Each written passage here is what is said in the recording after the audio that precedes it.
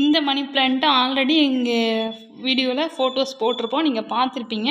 இந்த பிளான்ட் வந்து மண்ணில் வளர்க்குறது. அது போக நீங்கள் இந்த இதை பார்த்தீங்கன்னா இது எல்லோ ஷேடு வரும். இந்த நீங்கள் மண்ணை வந்து தொட்டு பாருங்கள், ஈரப்பதம் இருக்கான்னு பாருங்கள். நான் இதுலேயும் நான் பபுள்ஸ் போட்டிருக்கேன்.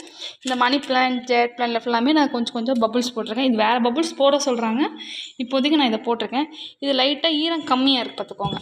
அதனால் கொஞ்சமாக நீங்கள் தண்ணி ஊற்றிக்கோங்க.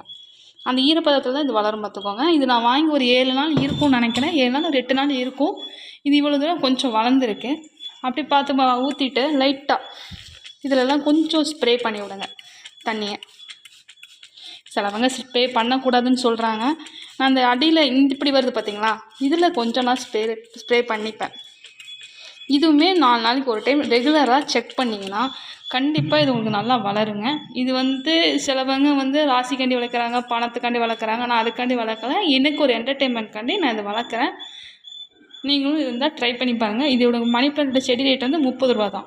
நான் வாங்கும்போது கொஞ்சமாக தான் இருந்தது, இப்போ இவ்வளோ தூரம் வளர்ந்துருக்கு.